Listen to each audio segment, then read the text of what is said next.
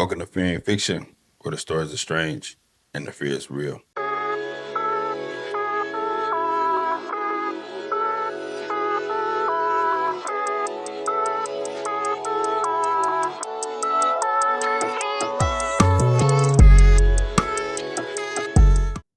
What's going on, Fear and Fiction family? We're back. Hope everybody's doing well. Today we're going to jump into some HBCU horror stories. I myself went to college. I had some weird things that happened to me. Please get in those comments and tell me about any experiences you may have had, as well as any stories that you would like for me to read. Now let's get into it.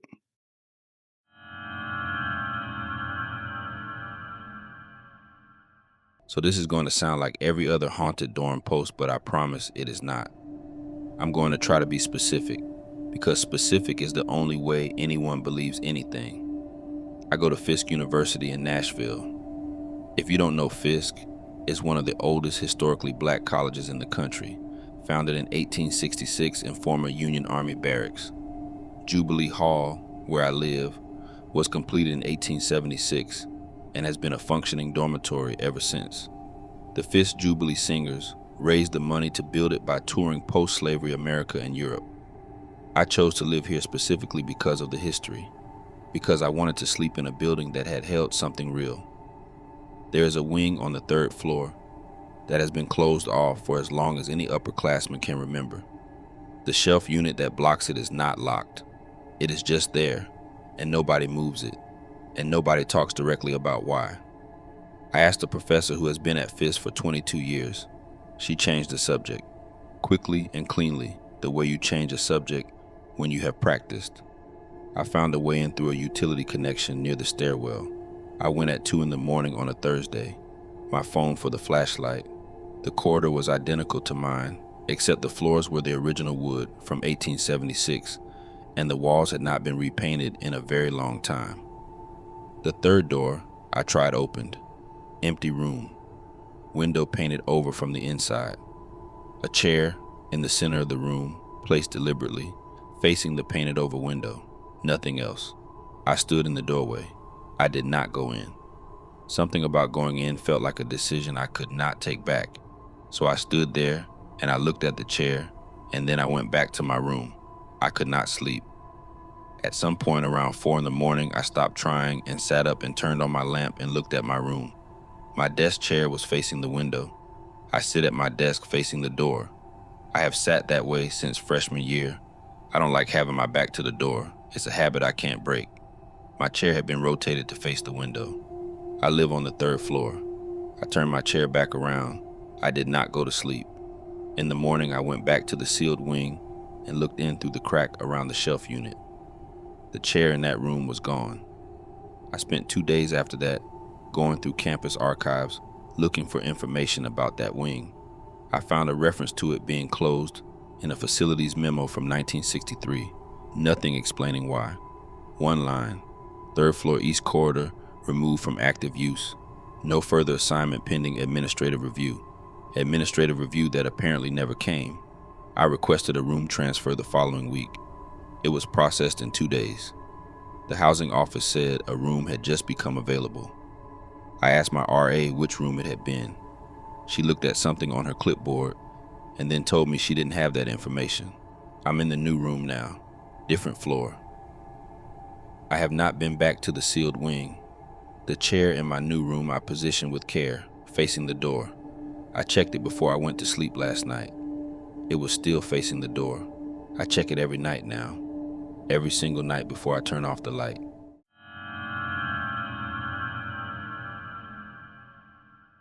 I need someone to tell me if this is the building or if it's me, because I genuinely cannot figure it out, and it has been 3 years.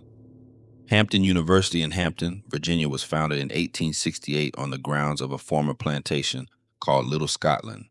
Virginia Cleveland Hall, the oldest dormitory on campus, was built by the students themselves in 1873. The original plantation mansion is still on campus. The president of the university lives in it. The Emancipation Oak, where the Emancipation Proclamation was first read to formerly enslaved people in 1863, is on the main quad. I knew all of this before I came to Hampton. I came here because of it. I wanted to learn on ground that meant something. Freshman year, Virginia Cleveland Hall, second semester. I started waking up at 3:17 every night, not close to 3:17. 3:17 exactly, every night for 4 months. I know because I started checking. I would wake up, look at my phone, confirm the time. My roommate slept through everything. I never told her. I moved sophomore year. New dorm, other side of campus. Told myself it was the building. For 3 weeks I slept through the night and I thought that was it. Then it started again. 3:17. Same quality of wrong when I woke up. Different room, same feeling. Junior year I moved again. Third dorm, completely different part of campus. The first night I set an alarm for 3. I woke up at 3:17 before it went off. On the last night of fall semester this year, I woke up at 3:17 and the feeling was different. Not wrong in the familiar way, wrong in a larger way. I lay still, the way I've learned to do, and I looked at the room and there was something in the corner. I want to be specific. It was not a shadow. It was not something I could explain as my eyes adjusting. It was a shape that occupied the corner in a way that the corner was not occupied when I went to sleep. Standing, facing toward the window, I did not move. I did not make a sound. We stayed like that, me in the bed and whatever was in the corner for what the clock told me was 11 minutes. Then it was not there. I got up and I went to the window and I looked out.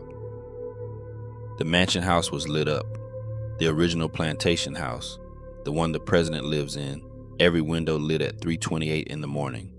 The president had been out of town that week for a conference. I know because his schedule was posted.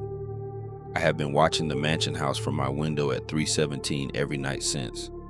On 8 of the last 11 nights, the lights were on. I have no explanation for it. I don't know what turns the lights on or what stood in my corner or why. 3:17. I have looked for a pattern. I have looked for what connects the 3 dorms. They are in different parts of campus. They were built in different eras.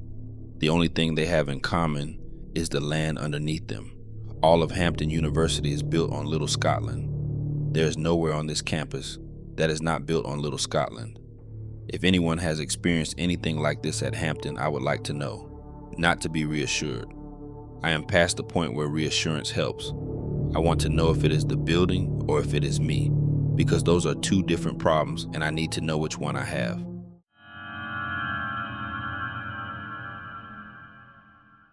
I am a PhD student in history. I study evidence. I do not post things I cannot verify. I'm posting this because what happened in the Moreland Spingarn stacks falls outside every category I have for verified and unverified.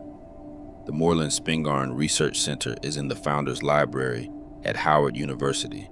If you are not familiar, it is the largest collection of African and African American materials in the world. Primary sources, letters, legal documents, photographs, evidence of what was done and what was survived. I had graduate research access, and I regularly worked late in the stacks during extended hours.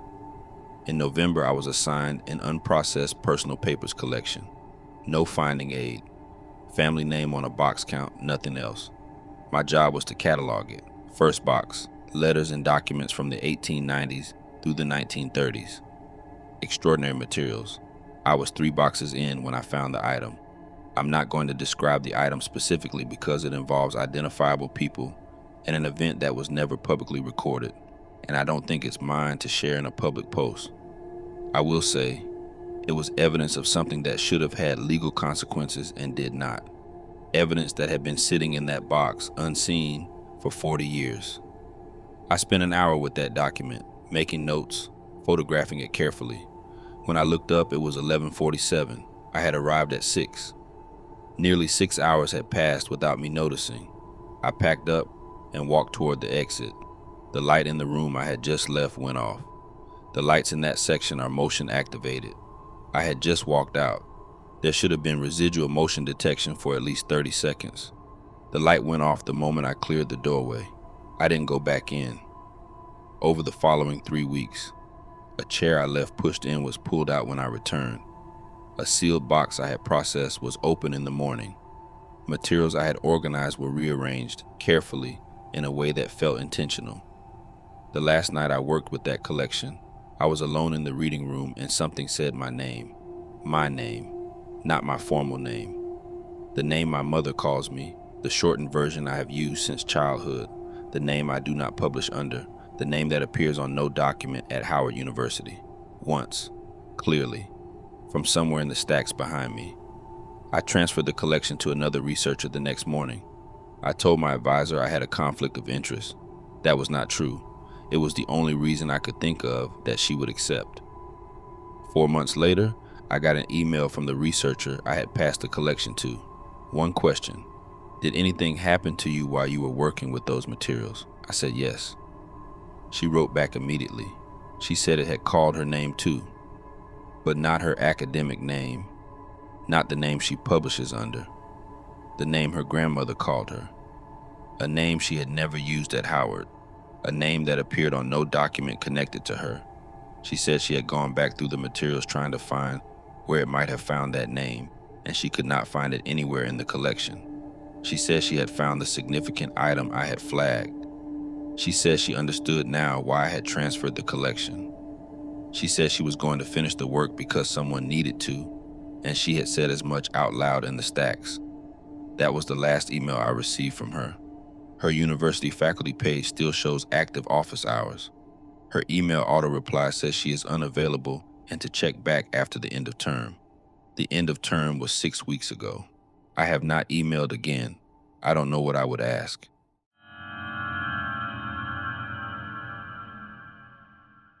I don't know how to write this without sounding like I'm grieving wrong or losing it. I am not grieving wrong. I know what I heard. I'm a freshman at Spelman College in Atlanta. Spelman was founded in 1881, originally in the basement of Friendship Baptist Church. Later moved to former Civil War-era Army barracks. It is an all-women's historically black college, and it was my grandmother's school, the school she always talked about, the school she had a picture of on her dresser my whole life. She raised me. She passed away 2 summers before I started college. Coming to Spelman was supposed to feel like something I did for her. The voice started in October, the first time I was half asleep. I heard my grandmother say the name she had for me, not my actual name, the specific name only she used, the sound of it in her specific voice, the warmth she put in it.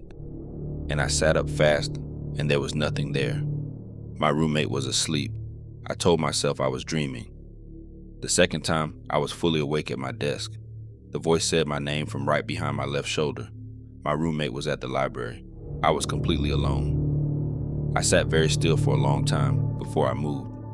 The third time, I was in the shower and the voice came from outside the bathroom door. I stood in the water until it went cold.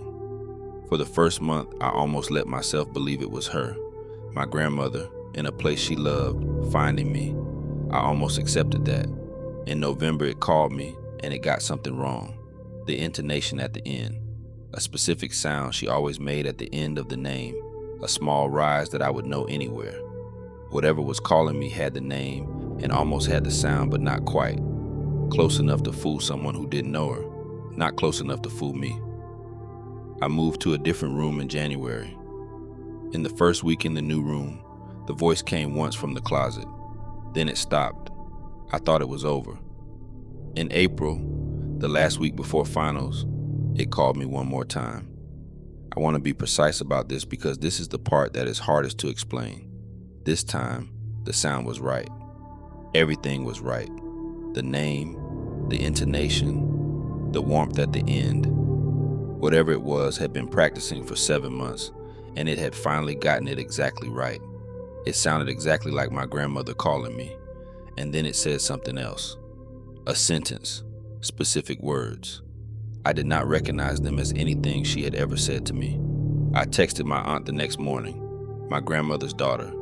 I told her I had been dreaming about Grandma and asked if she remembered any specific things Grandma had said near the end. My aunt called me instead of texting. She was quiet for a moment, and then she asked me where I had heard those words. Those were the last words my grandmother said. In the hospital, the last morning, before she went into a coma, my aunt and one cousin were there. Nobody else. Nobody had ever told me. Nobody had ever written them down anywhere. Whatever is in that building knew the last words my grandmother said before I did. I do not know how. I do not know what that means. I do not know if it found those words somewhere I cannot access, or if it has been present somewhere in my grandmother's life in a way that I cannot account for. I do not know if what it told me was a gift or a warning or something else. What I know is that it had been learning her for 7 months, getting closer to her voice every time, and when it finally got it right, it used the last words she ever said. I have not heard it since. I don't know if that should comfort me. It doesn't.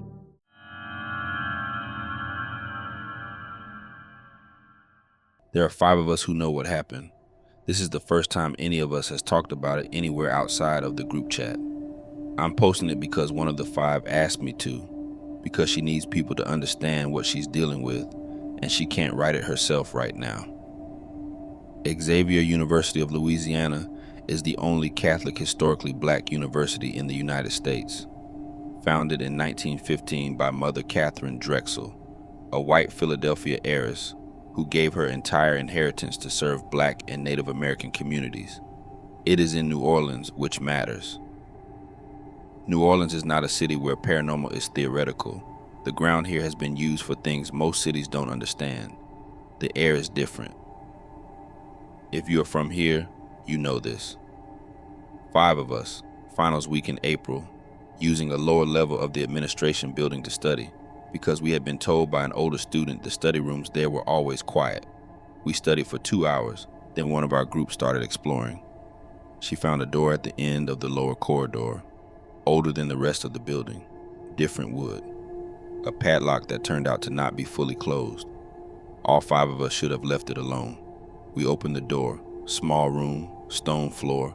The smell was heavy in a way that had weight, not mold, not decay, something older than both, noticeably colder than the hallway.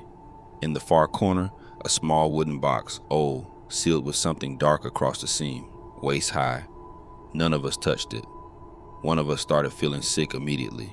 Nausea, sudden, no cause. Then 2 others described the same thing out loud at the same moment. The phone we were using for light started cutting out, on and off, on and off. The sound came from inside the room, not from the box specifically, not from any identifiable point of origin. I've tried many times to describe it, and I'll try one more time. It had the shape of a word. It had the duration and the intention of a word. But it was not in any language, not muffled, not far away, not a voice. Something that has learned that words are what gets a response and is not yet able to make them correctly. All 5 of us left at the same time. Upstairs, outside, steps of the building. Nobody said anything for several minutes. 14 days later, one of the 5 came home to her apartment. Off campus, she doesn't live in the dorms, and the wooden box from the basement was on her kitchen table. The door had been locked. Her roommate was in class. Nobody had a key except her and her roommate. The box was open. The seal had been broken from the inside. She did not look inside it. She called me first, and then she called the other 3. We told her to leave the apartment. She did. She spent 2 nights in my room. When she went back, the box was gone. Since then, she has been hearing things in her apartment, a smell she cannot identify that comes and goes. She woke up 3 nights ago, and something was at the foot of her bed. She did not turn the light on. She lay still until morning. She withdrew from school last week. She is going home to Baton Rouge. She asked me to post this before she left because she said she needs people to know this is real. And she is not making it up, and she is not losing her mind. I know that because I was there when we opened the door, and I know what we all heard, and I know that wooden box was in that room when we left. I don't know what was in it. I don't know what found her. She's going home to her family tomorrow. She asked me whether she should tell them what happened. I didn't know what to say. I still don't.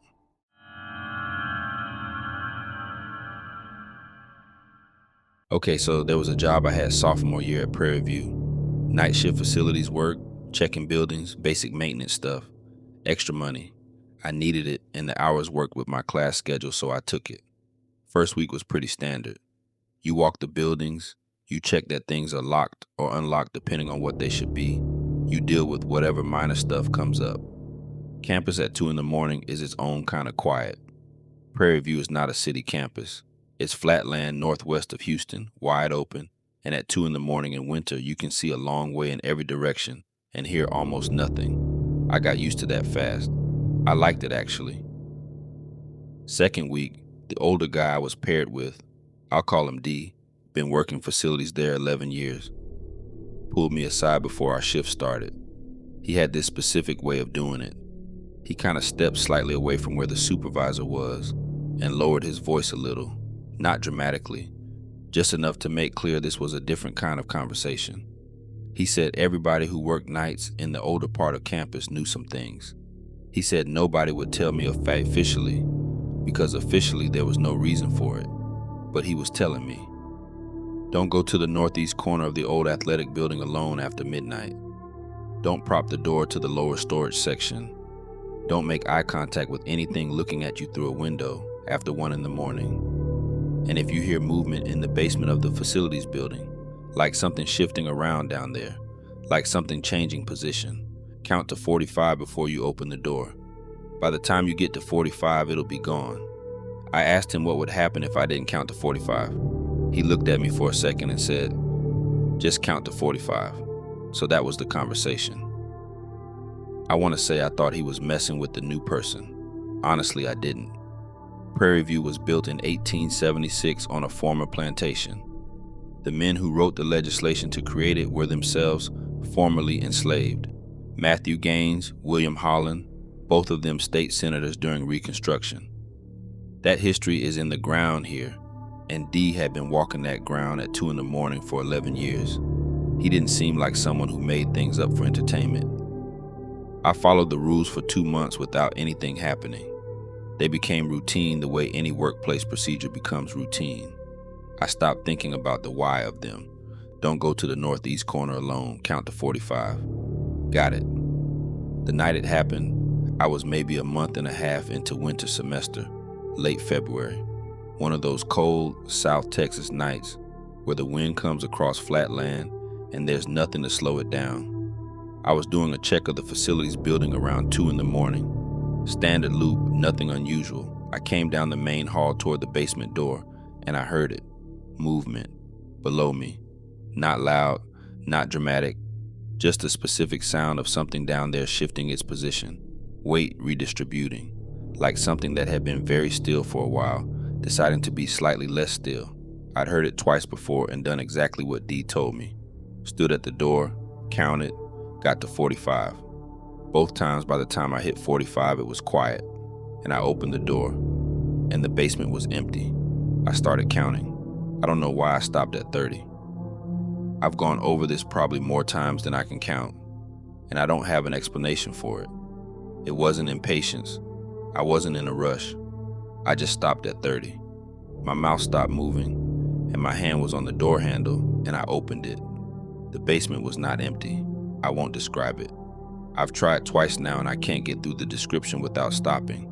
What I'll say is that it had been down there for a long time. That was clear.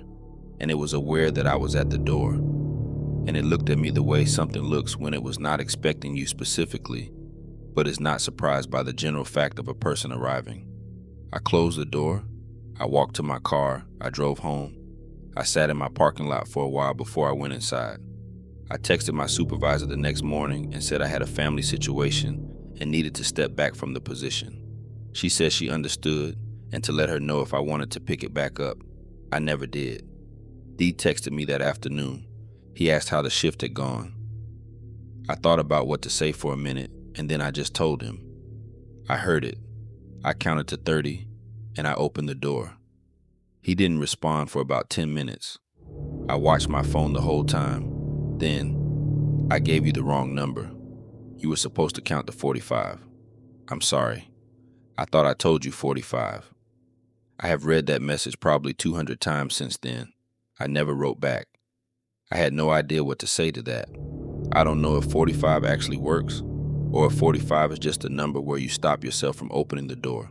I don't know how D figured out the number in the first place, or what happened to whoever had the job before me, or how long whatever is in that basement has been down there waiting for someone to not finish the count. I just know that Prairie View has been on that land for going on 150 years, and the land was there before the school, and whatever is in that basement has been there a long time. And D gave me one wrong number out of 4 rules, and I hope whoever has that job now got all 4 of them right.